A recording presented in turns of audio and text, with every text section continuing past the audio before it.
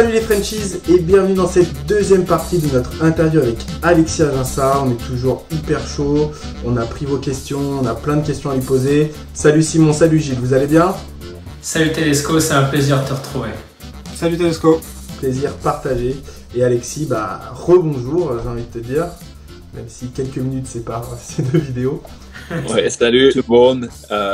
Et la deuxième vidéo est encore plus sympa. Écoute, nous, on voulait faire une vidéo vraiment focus sur ta carrière internationale avec l'équipe de France. And Arteaga right on the call. Countiettes again goes in. Back to Kleza.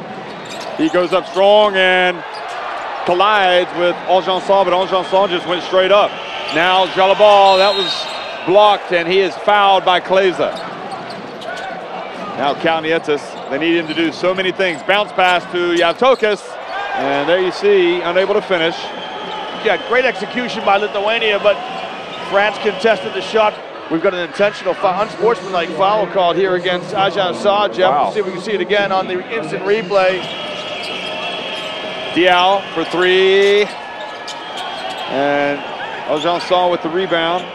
Une carrière qui a commencé très tôt, dès petit. Donc, comment on est en équipe de France quand on est jeune comme ça? Déjà d'une, quand on a le premier coup de téléphone, enfin la première convocation, c'était pas un coup de téléphone, c'était une lettre. Donc c'était le stage des 30 au tout début. Et là, t'es comme un gamin, tu as 8 ou 10 intérieurs que tu te batailles pour être le meilleur. Et donc voilà, c'est un rêve de gamin. C'est l'équipe de France, c'est porter le maillot bleu, blanc, rouge, c'est parfait, c'est tout ce que tu veux. Et là, tu commences déjà à rêver, tu vois. Et donc les premiers stages, ça se passe super bien. Tu t'entraînes comme un malade. Il y a plein d'autres personnes à le même poste que toi, donc tu décides de tout faire pour être distingué d'eux. Et faire des choses, par exemple, si eux ils dunkent, tu essaies de dunker, mais plus méchamment. Plein de choses comme ça, tu vois. Donc c'est des choses qui ont été super sympas à passer, tu vois. Et ça a été grappillé, je dirais le peu que je pouvais avoir à ce moment-là, quoi. Donc c'est dire grappiller les petites minutes aux entraînements avec le coach, les minutes sur le terrain et tout ça jusqu'à j'ai réussi à le faire en pro. D'accord. Et donc, t'as eu les championnats d'Europe cadet, c'est ça? Où vous avez eu la médaille d'or. Ouais. C'est un process, tu l'avais intégré avant l'équipe de France cadet ou c'est au dernier moment et tu pars au stage et c'est parti? Comment ça se passe? C'est pareil, il faut faire un stage avec donc après le stage des 30, ils sélectionnent à peu près 18 joueurs, un truc comme ça. Et donc après tu fais des petits tournois, mais en même temps tu dois batailler pour le poste. Donc voilà, on a fait des stages après pour justement préparer ce championnat d'Europe 2004 2004, ouais, c'est ça.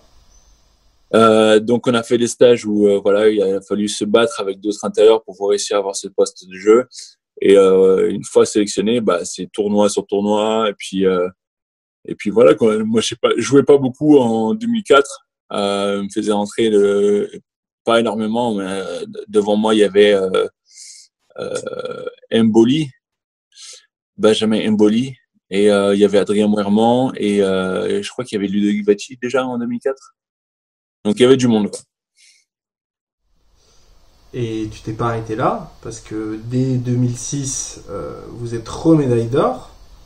Cette fois en junior, c'est ça? C'était des juniors? Ouais, donc en 2004, on a fait ça. 2005, il n'y avait pas de championnat d'Europe pour notre âge. J'ai été surclassé avec les 87. Puis voilà, on a galéré pour justement finir, je crois, 5e ou 6e. Parce que la génération était complètement différente. Les joueurs étaient un peu moins sérieux que notre génération 88-89. Donc voilà, ça a été le résultat qu'on pouvait avoir à ce moment-là. Et puis qu'on est arrivé en 2006, on a eu la chance en fait de remettre notre titre en jeu dans la même salle qu'on a eu le premier titre en 2004. D'accord. Donc ça s'est passé au même endroit, même pays, en Grèce. Je crois que c'était à Maliada. Et puis voilà, je crois que c'était finale contre, je sais plus, l'Espagne, il me semble.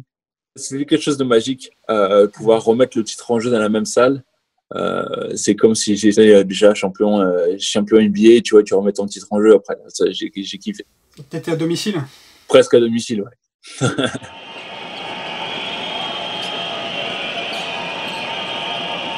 Parker into the paint. Great patience by France. They're in no hurry. Urdu Machulis. Right now they got one hand on a gold medal in the European Championships. Valanciunas thought about the jumper. Now Machulis over to Sabutis. Now Monteunis puts it up and Diao got a hand in his face.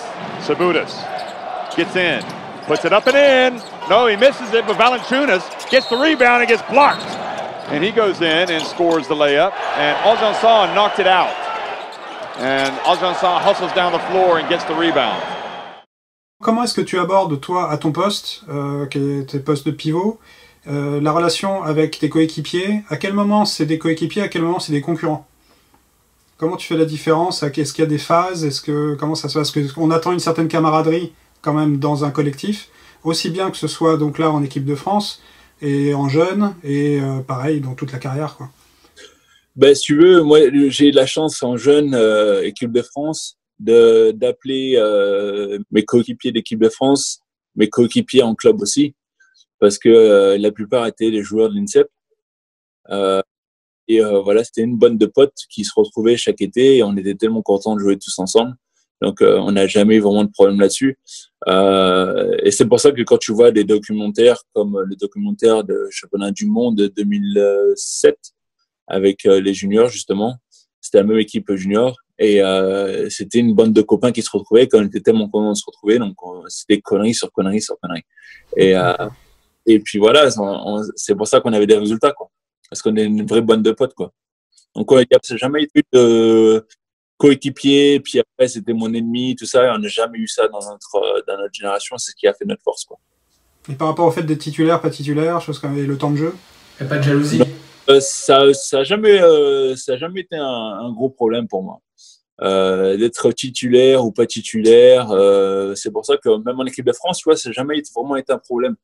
En club, peut-être, un petit peu, mais en équipe de France, pour moi, ça a toujours été de côté parce que c'est vraiment le bien pour l'équipe, tu vois. Et pour avoir l'équipe en premier, quoi. Voilà, l'objectif, c'est la médaille d'or. Donc, peu importe si je joue dès le début ou pas, moi, je sais que je vais être performant et à un moment, vous allez avoir besoin de moi, quoi. Donc, c'était ça. Quand t'as la médaille autour du cou, t'oublies. C'est ça. Ouais, c'est plus problématique en NBA où là, par exemple, là, tu joues ta carrière, quoi. C'est ça, ouais. C'est ça. C'est exactement ça. Parce qu'une fois que même en Europe, tu vois, tu joues ta carrière sur chaque match, quoi. Parce que voilà, il faut être performant. C'est bien. Il y a l'équipe, mais c'était aussi, faut être aussi un peu être personnel parce que voilà, c'est comme ça que t'es payé, quoi. Après, t'es passé en équipe de France A. T'as eu un passage avec les Bleus. T'as fait plusieurs compétitions, notamment la plus belle compétition de l'équipe de France. That's a great photo there, isn't it? Terrific. That's one that the players want to get a copy of and keep forever.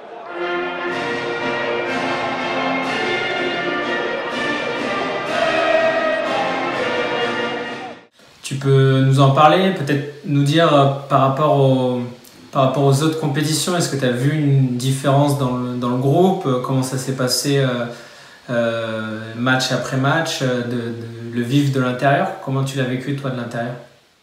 Bah, ça s'est super bien passé. Je pense qu'on l'a vu dès le début qu'on a fait le premier match le dernier match de préparation, mais c'était un premier match presque contre la Slovénie.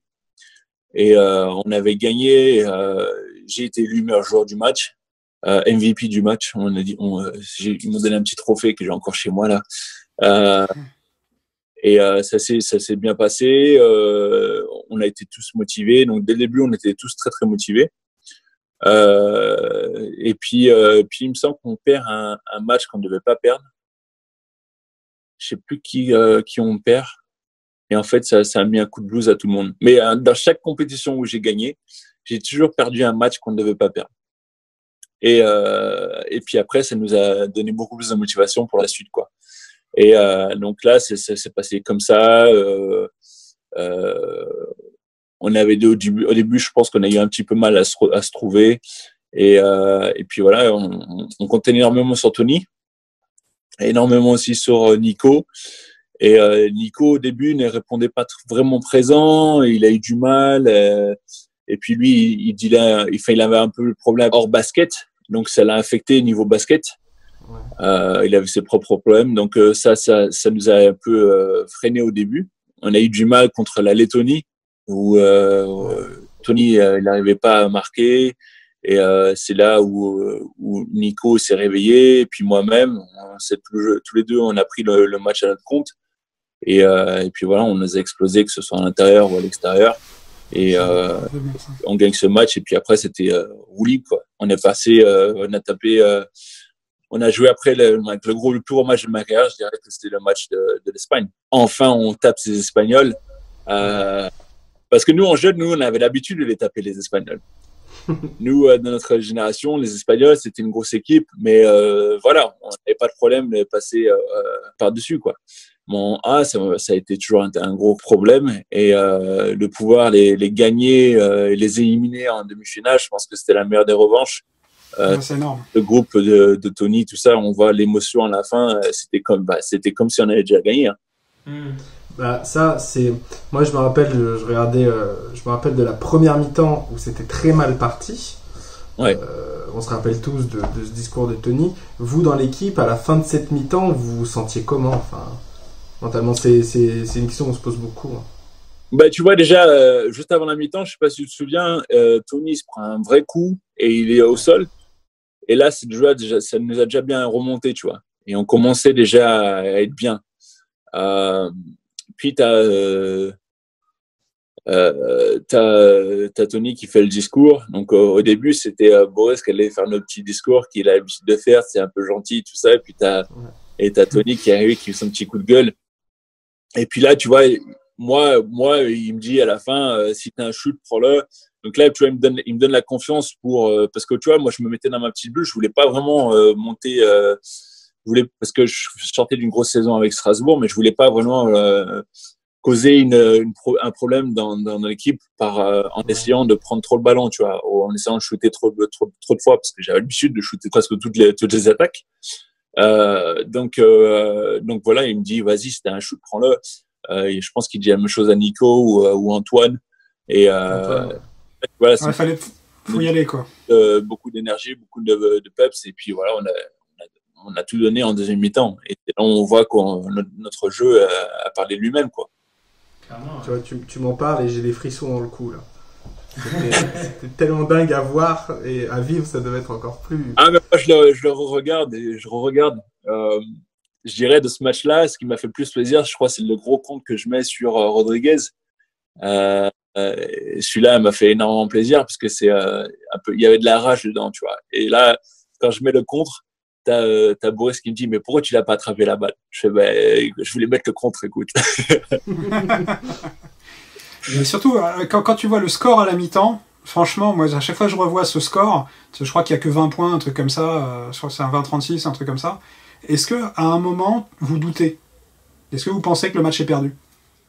Un petit peu. Mais je pense que, tu vois, la première mi-temps, on jouait tous avec la peur dans le ventre, tu vois. On avait tous peur, tu vois. Peur parce que voilà, on a l'habitude qu'il nous marche dessus, et c'est pour ça que Tony il a dit ça. Il a dit qu'ils nous prennent pour de la merde. Et il avait raison. Il a raison parce que c'est ça. Ils nous ont toujours pris pour de la merde, les Espagnols. Ils nous ont toujours moqué de nous parce que on n'arrivait pas à les passer. Tu vois, c'était un peu comme Jordan qui avait pas passé Détroit. Tu vois. Là, on le voit avec The Last Dance. On voit ce qui se passe et c'était exactement pareil. Tu vois, notre situation. À un niveau différent, mais c'était pareil, tu vois. Ah, il y avait un blocage. Il y avait un blocage. Et c'était plutôt un blocage mental que blocage technique. Parce que techniquement parlant, Vous aviez le niveau. Ils avaient un ascendant psychologique, quoi. c'est bien techniquement parlant. Mais c'est vrai qu'ascendant psychologique, il était là, quoi. Ils étaient au-dessus, quoi. Il y a eu un moment du coup, parce que bon bah tu reviens en seconde mi-temps, tu commences, tu sens que t'es bien. Il y a un moment où tu t'es dit là il y a un déclic, on est en train de, on est vraiment en train de faire quelque chose. Là on peut à nouveau y croire, quoi, comme tu dis. Ouais, c'est ça. Et puis tu sais, je sais pas si vous avez remarqué, mais au bout d'un moment, c'est là où tu vois qu'on était tous motivés. C'est quand tu vois le banc qui réagissait à chaque panier, tu vois. Et quand tu vois, moi, à un moment, j'ai vu une photo d'après-match, tu vois, et je vois une photo de moi, tu vois, où je suis en fente et j'ai les deux bras comme ça, 2-3 points, parce qu'on vient de marquer 3 points et je suis en train de gueuler comme un gamin, tu vois. Et c'est là où tu vois qu'on était grave dans le match, on était motivés. Et que tu vois, tout à l'heure, Pierre, tu disais, tu avais les frissons, je veux juste les avoir en parlant. Moi, je les ai. Là, t'es en train de parler, je les ai. Carrément. Mais c'est un match magique, hein. C'est un match magique. T'as toutes les émotions dans ce match, donc forcément, quoi. Ouais. Si on pouvait avoir la bonne idée de marquer sur cette attaque.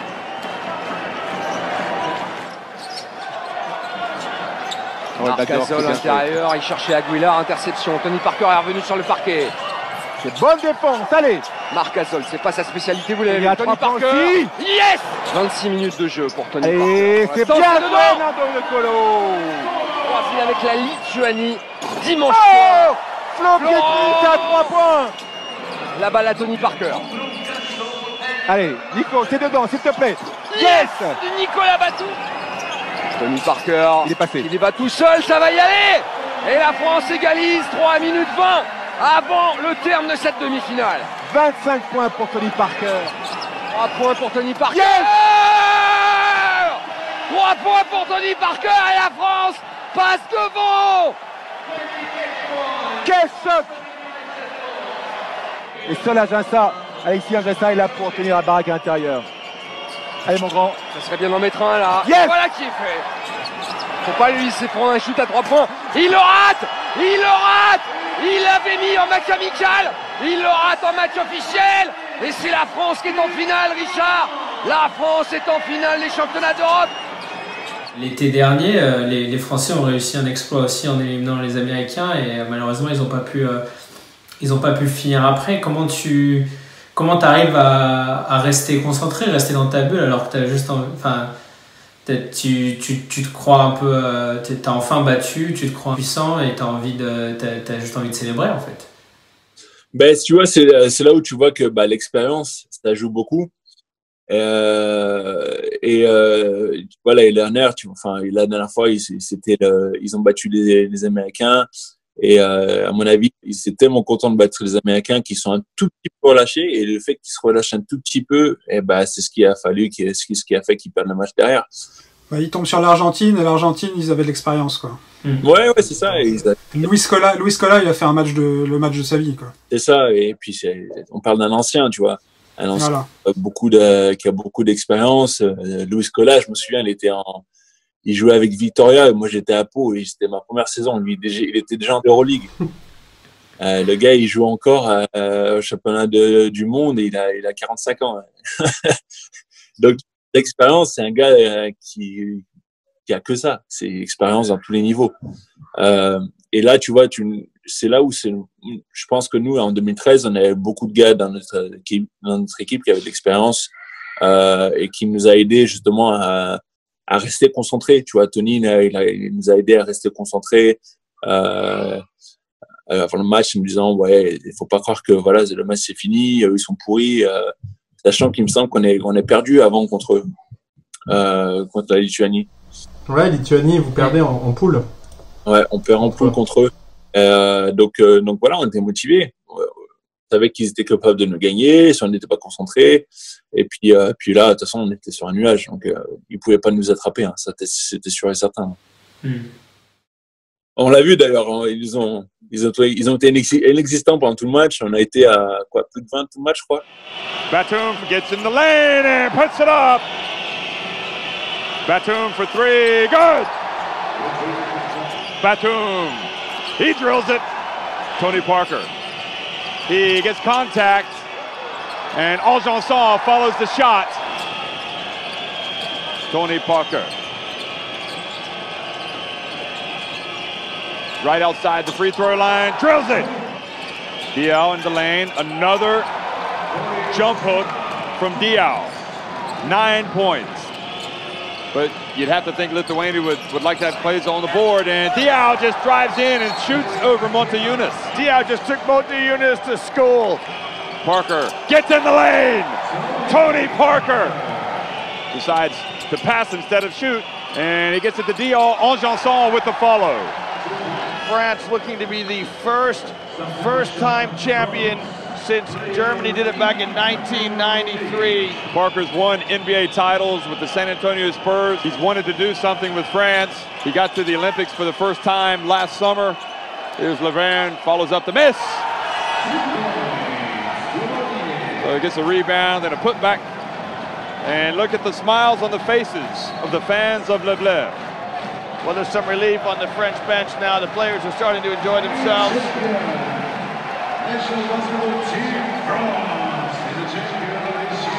Squeeze some people out. Noah. They're going to keep cheering. You got to tip your hat to them in Lithuania. They had a great tournament. But really, France ended up being kind of the team that they just weren't going to be denied. They came together and they really laid it on against Slovenia. They came back from 14 points down to beat Spain. Greatest moment in French basketball history. C'était la fin parfaite. Ouais, parfaite. Moi, tu vois, j'aurais préféré avoir la demi-finale en finale. Ouais, voilà. Oui, bien sûr. Souvent comme ça, oui. Forcément. Mais je trouve ça bien parce que ça leur a foutu encore plus les boules, les Espagnols, de finir troisième. Ouais, c'est vrai. C'est vrai que ça fait plus plaisir encore. C'est ça.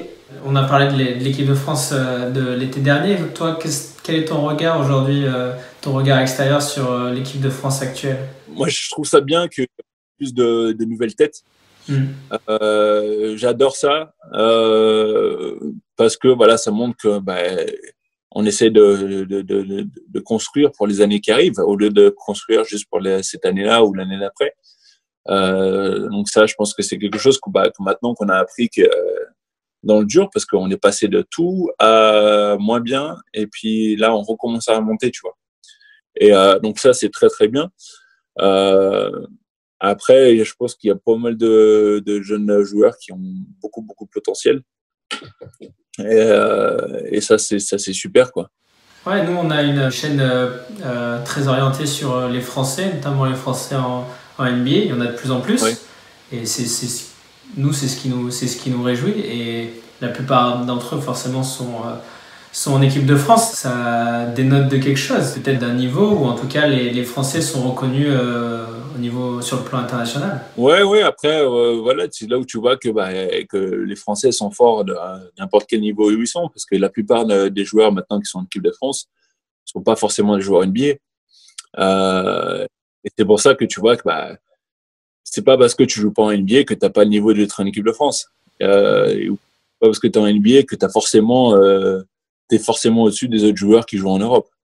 Tu vois, c'est juste que t'as pas su saisir ta chance au moment où elle a été proposée, ou tu n'as pas eu encore la chance de jouer à un plus haut niveau. Donc voilà, ça montre bien qu'on a un bon système de formation, même si on a tendance à avoir des jeunes joueurs qui décident d'aller jouer à l'étranger parce qu'ils sont freinés par les Américains en championnat français, quoi. Ouais, comme Nando De Colo qui au final n'a pas arrivé à s'imposer en NBA chez les Spurs et qui fait une carrière énorme en Europe et qui aujourd'hui fait partie des patrons de l'équipe de France, quoi. Ouais, c'est ça. Et puis la NBA, c'est spécial, tu vois. Et c'est un jeu spécial à pouvoir adapter. On a vu Jasikevičius, qui est un très très gros joueur européen. Il arrive en NBA, il a du mal. Ouais, Jasikevičius quand même. Tu vois, tu te dis quand même que c'est pas lui, c'est pas le joueur. C'est juste que voilà, c'est le jeu. Le jeu lui-même est différent d'une autre. Et beaucoup de joueurs qui n'arrivent pas à s'adapter. Hein, Ça veut pas dire que le joueur est pas bon, c'est juste que le jeu est différent, qu'on a été habitué à un certain jeu en Europe. La transition, elle est pas évidente. Là, on voit Luka Doncic. Aujourd'hui, tout le monde le reconnaît. Nous, on l'a vu arriver à des kilomètres en Europe. Mais il y avait un gros doute sur lui. Énormément de clubs qui l'ont passé, en fait, qui n'ont pas eu confiance. Ouais, c'est ça. Ça, si tu vois ce que tu dis, je l'ai vu directement avec les Pelicans. Ouais. À ce moment-là, tu vois, donc tu as les scouts qui me posent des questions à chaque fois. Qu'est-ce que tu penses de ce joueur européen? Et donc, j'avais déjà dit, tu vois, regardez Doumbouya qui était à Poitiers à ce moment-là. Et je leur disais, écoutez, regardez Doumbouya, il va être très très fort. Il commence à monter, il est déjà au-dessus. Ils me disaient, ouais, sans plus. Je disais, pareil, regardez Frank Ntilikina. Et puis, j'aurais dit, regardez, il est très très fort. Il va monter. C'est quelqu'un qui vous allez pouvoir utiliser. Et puis, tout ça, ils m'ont pas cru. Et quand on est passé à Doncic, je leur dis, mais ils m'ont demandé qui est-ce que je prendrais en numéro 1. Je dis, je prendrais Doncic. Ils me disent, pourquoi? Il va avoir du mal. Ils me disaient, ouais, il va avoir du mal sinon physiquement. Voilà, c'est ça. Vous êtes au courant que ce joueur-là, il joue contre des gars qui ont 30 ans, qui ont beaucoup de balais, beaucoup d'expérience en Euroleague, tout ça, et il les défonce. Vous êtes au courant de ça? Parce que ça veut dire que le gars, il est prêt. Pako, druga je to za Baskonio, Real ima še eno, malo sedno napak, Doncic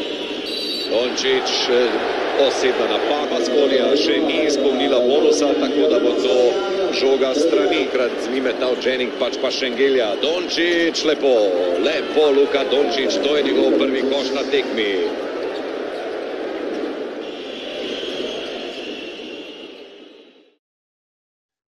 S'il se prend des coups à droite à gauche, soit il va y avoir faute, soit il va s'adapter, et puis quand il va s'adapter, il va faire mal. Et qu'est-ce qu'il a fait? Il s'est adapté en quoi? Même pas une saison. Il a fait mal dès le début. Et comment il s'appelle? DeAndre, le premier, c'était Ayton. Phoenix. Et quoi? Il a du mal. Et sans plus, il fait des bonnes stats, mais on n'entend pas parler de lui. Moi, je suis fan des Suns. Alors, j'ai beaucoup d'infos. Je regarde beaucoup sur lui. Mais c'est vrai qu'il aime, étonnamment, c'est lui qui a du mal physiquement à s'adapter à la ligue. Parce qu'il a fait que de la NCAA. On lui a pas rentré dedans comme un Doncic à 17 ans. Il se faisait casser la gueule par des briscards en Espagne. Et puis... Il est très fort dans son registre. Donc, écran, pick and roll, tu vas directement au panier, on balance l'alley-oop, puis tu dunk. Là, il est très très fort là-dessus. Rebond et dunk, pareil, très très fort là-dessus. Après, le reste, c'est limité, tu vois. Ouais, après, la marge de progression, elle n'est pas... Au niveau dessus, quoi. Ouais. De toute façon, Doncic, c'est la future grande star. Hein. C'est vraiment impressionnant. Ouais, de toute façon, deuxième saison, il est déjà All-Star. C'est quelqu'un quand même. Hein. Ouais, mais justement, est-ce qu'il peut encore progresser par-dessus ça ou est-ce qu'il va atteindre un plafond à un moment? Oui, il peut progresser parce que regarde, avant-hier, j'ai regardé. Tu vois, ils appellent le Sport Center, donc le sport à peu près. Et en fait, il parlait de qui tu prendrais en tant que pour faire ta franchise, soit Zion. Williams, vu ça, ouais. Doncic. Et en fait, il disait comme quoi Doncic, il était 141e à l'adresse à 3 points, qui est quand même énorme. Tu vois, on n'a pas l'impression, mais on a l'impression qu'il met beaucoup plus de 3 points que ça. Il n'a pas un gros pourcentage, mais en fait, tu vois, il a quand même une grosse marge de progression. D'accord. Et défensivement, il a quand même une bonne marge de progression à faire aussi. Donc là, ce qu'on voit, il est juste à la surface de son potentiel. Je pense qu'il peut encore aller plus haut. En une saison, il arrive à copier des moves comme celui de James Harden que personne faisait quasiment. C'est ça. C'est des step-back monstrueux à 3 points. Mais c'est son QI basket, il est au-dessus. C'est pour ça qu'il excelle. C'est pour ça qu'il excelle, parce qu'il voit des passes que les gens ne voient pas, il connaît le jeu, il arrive à comprendre le jeu. Et c'est là où tu vois que c'est très important pour les joueurs d'avoir un très bon QI basket. Et ça, tu l'apprends pas. C'est soit tu l'as pas. Donc après, voilà, si tu peux essayer de l'apprendre en regardant pas mal de films, pas mal de vidéos et essayer de comprendre le jeu. Mais même des fois, il y a plein de gens qui le font et ils arrivent toujours pas, ils ont toujours pas un gros cul du basket. Hein. Après, c'est l'expérience aussi, parce qu'à 15 ans, il était déjà au Real Madrid, forcément, il était déjà dans un... Ouais, non, puis c'est dans la tête, quoi. Il a ça, quoi. Ça fait partie du talent, quoi. Ouais, c'est ça, c'est le talent et puis un mental de malade. Et puis voilà, quoi. Hein. C'est ce qui fait qu'il arrive à exceller en ayant, 21 ans. Tu vois, il a que 21 ans. C'est un truc de fou, quoi. Ouais. Il a que 21 ans, il a déjà joué, 4 ans en Real Madrid. Ouais, c'est énorme. Salen Alberto Díaz y Dean Musli y por primera vez en la calle central Tavares agarra el yo-yo, Doncic le mira a los ojos a Luke Nelson, le invita a bailar de tres, ya Opayusta no lo castiga, sin embargo el Betis en el lanzamiento fallado de Nelson. Son Marcus 17 puntos, muchos se os están yendo. La penetración de Luka Doncic, yendo a la perfección cómo iba la situación defensiva. Metro atrás. Sí, mira Es que ya Hemos Se ha visto quedado también clavado, ¿no? ahí Carroll. Anotó los dos. Defensa turca. Otra vez Luka contra Wanamaker. Se va hacia adentro Tavares. No encuentra línea de pase. Ataca. Sí. Bueno, qué bien jugado. Qué bien.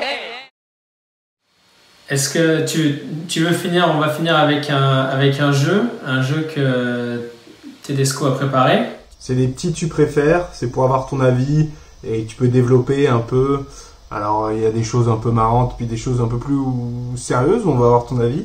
Déjà notre première question c'est tu préfères le numéro 21, 8, 42 ou 14? 42. Le numéro que tu as porté. 42. On se doutait de la réponse, 42. Le 21, c'était parce que je pouvais pas avoir le numéro 42 parce que Sean May avait 42. Ouais. Donc j'ai pris 42. Dallas, j'ai pris le numéro 8 parce que j'avais le numéro 8 à Toulon et que je pouvais pas prendre le numéro 42 parce qu'ils voulaient retirer le numéro 42 parce que Jerry Stackhouse venait de partir. Donc ils étaient pas sûrs de le retirer ou ils étaient pas sûrs, ils voulaient pas que quelqu'un ait le numéro 42 direct comme ça. Ouais, tout de suite, ouais. Et dès que j'ai eu la possibilité de prendre le 42, je l'ai pris à Toronto.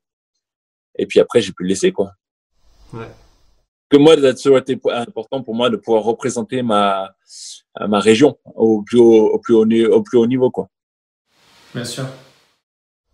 Deuxième, tu préfères les maillots sans manches ou avec manches? Parce que tu as pas mal joué dans la période des maillots avec manches.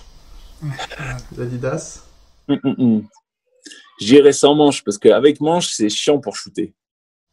Bah, ils sont très serrés, quoi. C'est toujours ce que je me suis dit, ouais. Que pour shooter, ça doit être même si c'est super, tu sais, genre latex, tu vois, c'est très collé, j'ai du mal. On a vu LeBron James, il y a un moment, dans un match, il a coupé les manches.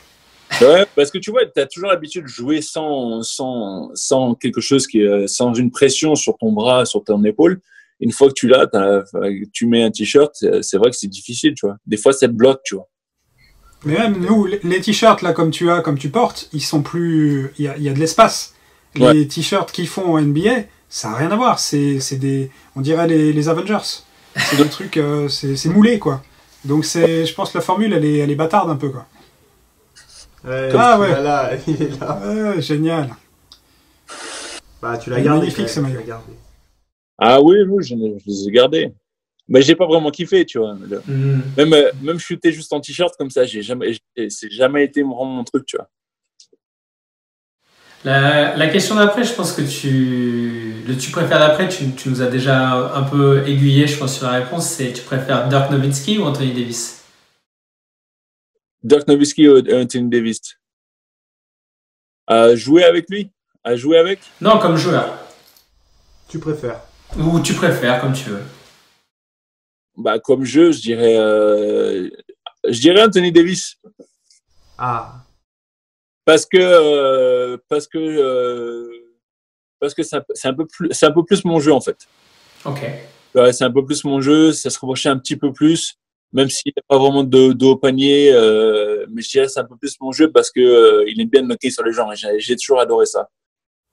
Que ce soit en équipe de jeunes, on voit les highlights quand je suis en jeune ou à Strasbourg, tout ce que je faisais, j'adorais, c'était knocker sur les gens. D'accord. Ah bah on est cool. On s'attendait pas à Anthony Davis, donc c'est cool. Ouais. J'ai échangé, écoute. Une petite question complémentaire du coup. Quitte à dunker sur les gens, tu préfères dunker sur les gens avec départ en dribble ou alley-oop?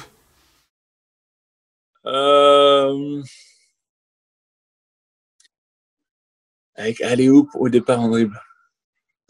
Alley-oop, c'est dur, hein.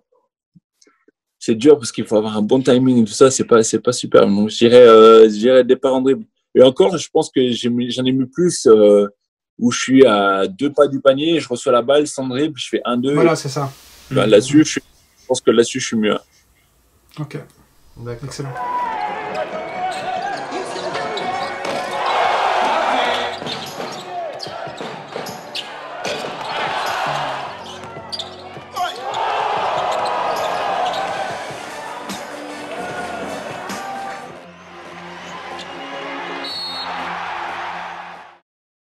Petite question, Jordan ou LeBron? LeBron. LeBron. T'as joué contre? J'adore Jordan, mais pour moi, Jordan, c'est un très, très, très bon joueur. Mais dans cette polémique, moi, je suis peut-être tout seul dessus, je vais me faire insulter. Écoute, pour moi, LeBron James, c'est le meilleur joueur de tous les temps. D'accord. Et tu penses que le fait d'avoir joué contre, ça influe un peu sur ton avis? Oui et non. Parce qu'en fait, tu veux, quand je te dis meilleur joueur de tous les temps, je dis, je prends en compte aussi ce qu'il fait dehors, tu vois. En dehors du basket, et ça n'a rien à voir. LeBron James, juste aujourd'hui, il a mis un post sur Twitter ou même sur Instagram parce qu'il y a un gars qui s'est fait assassiner alors que voilà, c'est un truc de malade, tu vois. Et il prend tout le temps des positions, tu vois, pour que le public, voilà, il voit qu'il s'intéresse, position politique, tout ça, et il n'a pas peur de parler, tu vois. Donc ça, je trouve ça, c'est... Non, mais ça, on l'a vu en plus dans le Last Dance. À un moment, je pense que c'était l'épisode 4 ou 5, où justement, Jordan, il n'a pas voulu endorser un politicien en Caroline du Nord. Jordan, il est à fond business en fait. Il est hyper protecteur de son parcours, de son image. C'est pour ça qu'il est là où il est aujourd'hui, aussi bien avec Nike et aussi bien avec les Charlotte Hornets. Il a une image corporate. Et en fait, je pense que ça, c'est un truc, les gens, ils oublient un peu. Ils ont l'impression que c'est pas un manque de courage politique. C'est juste que, c'est pas naturel pour lui. Il le dit très bien, hein. Et à côté de ça, il est vraiment hyper soucieux de pas se faire blacklister, de pas se faire... et c'est comme ça qu'il a... Déjà, il n'a pas été propriétaire tout de suite. Après, Jordan, s'il avait dit quelque chose d'autre, je pense pas que les gens l'auraient renié. Hein. Le niveau de personnes qui le respectent, je pense qu'il peut faire n'importe quoi et tout le monde le respecterait autant, tu vois.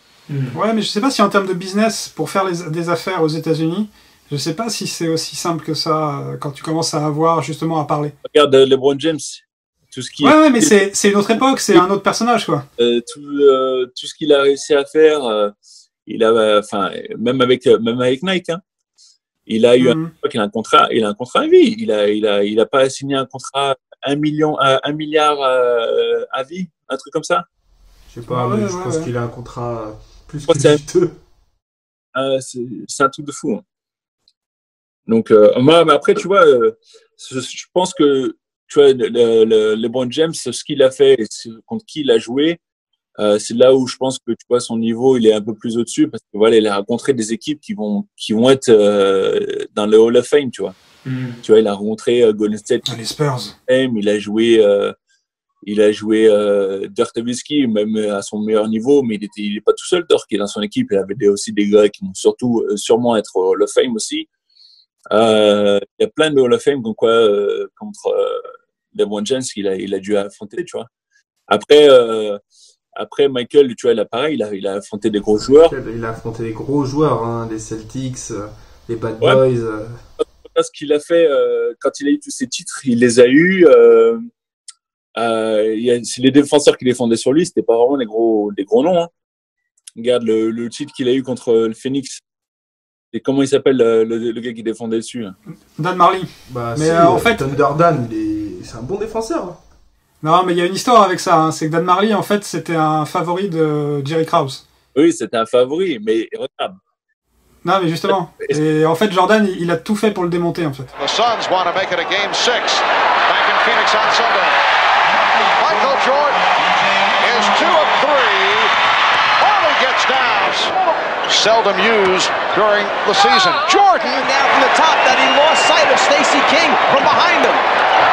Jordan Bulls now lead 37-35. Here's Jordan. Grant with the block. Jordan around Marley. Jordan all the way. Now here's a 3 attempt by Marley. He's able to get to the loose ball. Here's Marley spotting up for another 3. Yes, he has 33 points. Final seconds. Marley. Yes, and the foul. Jordan around Dumas. Yes, and it counts. Just 2 for 9 from the floor. Not real confident shooting. Michael Jordan, very confident shooting the ball. Ainge changed his mind, started to go up, crowd one. Crossover move for Jordan. Don Marley, est-ce que les gens connaissent Don Marley? Non, il n'y a Bah, personne. moi, je connais bien Thunder Dan, je te le dis. Mais toi, donner c'est Phoenix, c'est normal. Bah oui, je sais bien. Moi, je connais pas. C'est pas un joueur, c'est pas un Hall of Famer, on est bien d'accord là-dessus. Tu vois, regarde, je dirais à son poste de jeu, athlétiquement parlant, il n'y avait pas vraiment de gros joueurs athlétiquement parlant qui pouvaient le contenir. Parce qu'il était en avance, il était avant l'heure, tu vois. Il est arrivé, niveau athlétiquement parlant, il était au-dessus de tout le monde. Et c'est pour ça que aussi, tu vois, il n'y avait pas vraiment eu d'énormément de gros défenseurs, enfin de gars au même niveau que lui, athlétiquement parlant, tu vois. Bah, personne ne peut défendre sur LeBron James. Talentueux, c'est un truc de fou. Hein. Mais je pense, tu vois, dans ma tête, pour moi, c'est le meilleur scoreur de tous les temps. Même si Will Chamberlain a fait des saisons à 40 points. C'est vrai. Écoute, si tu veux, on te réinvitera et on fera un débat d'1 heure dessus avec chacun nos... Mais si on parle de meilleur joueur, j'irais Bill Russell parce qu'il a 11 bagues. Ouais, mais c'était dans les années 60. Boston Garden, the final game in the hard-fought NBA Championship Series.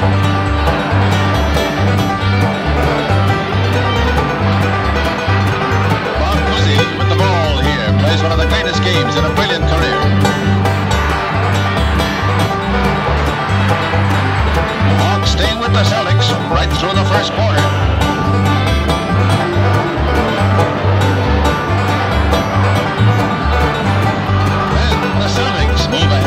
Watch Cousy, drive under, miss the hook, shot after shot, misses. Then Cousy gets the ball and connects. Il y avait 8 clubs. Ça rentre pas dans la main, dans les deux mains. Et il a 11 bagues. Il faut quand même avoir 11 bagues, quand même, faut le faire. C'est vrai. Parce que si on parle de bagues, c'est quand même Robert Horry, il a 7 bagues. Hein. Ouais, après voilà. Steve Kerr aussi, il en a plein.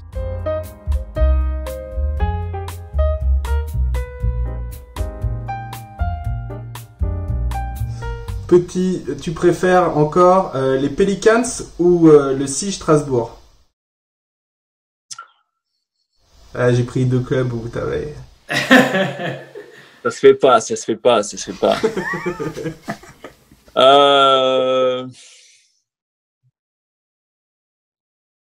sais pas. Écoute, je dirais la SIG. J'ai eu plus de plaisir. Ouais. Ok. Plus de plaisir sur le terrain.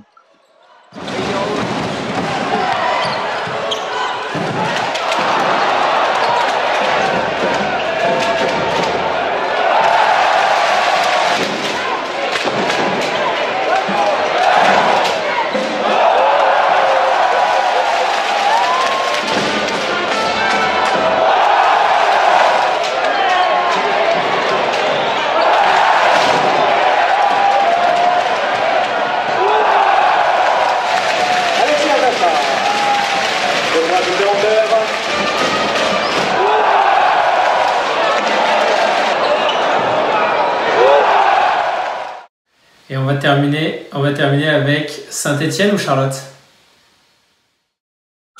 J'adore Saint-Étienne. Hein. C'était toute ma vie, mais Charlotte. Bah, c'est ta vie actuellement, quoi. C'est ta nouvelle vie. Ouais, bah écoute, ça fait 12 ans que je suis ici, donc j'irai Charlotte, ouais. J'irai Charlotte. Ouais. Bah, tout simplement parce que je trouve qu'il y a trop de trucs à faire. Et puis Saint-Étienne, il y a beaucoup de choses à faire, mais c'est une petite ville. C'est une petite ville, et puis après, voilà, si tu fais vite le tour, et puis il n'y a pas les mêmes dispositions. Oui, bien sûr. Bah écoute, merci beaucoup Alexis. Merci pour cette seconde partie. C'était un plaisir. On espère te revoir pour un débat de Jordan-LeBron.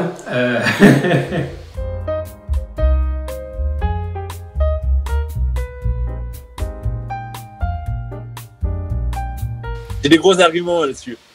Pas de souci. Et puis. Ouais, on sent qu'il y a à développer, quoi. Ouais, j'ai fait des recherches un petit peu, tu vois. Si tu vas faire un argument avec d'autres basketteurs. Bien sûr, il faut. Il y en a pas beaucoup qui sont de ton côté, donc il faut que tu trouves des arguments. Mais c'est bien. Mais moi, tu vois, je dirais pas que Jordan c'est n'importe quoi. Je dis juste que Jordan, ça a été le meilleur jeu de tous les temps pendant très très longtemps. Maintenant, je sais que pourquoi il y a une grosse bataille entre Jordan et LeBron, c'est parce que LeBron il titille Jordan. Et voilà. On est d'accord qu'il titille. Pour moi, il titille juste. Mais bon, on en reparlera. C'est une autre vidéo. Dites-nous en commentaire si vous voulez qu'on fasse ce gros débat. On te souhaite en tout cas de retrouver les parquets dès que le confinement se termine, que ce soit en Europe ou aux États-Unis. Et nous, on va continuer là-dessus, continuer à vous inscrire sur le Discord et sur le Twitter de Clutch Time. Et en attendant, restez clutch. Salut les gars. Salut.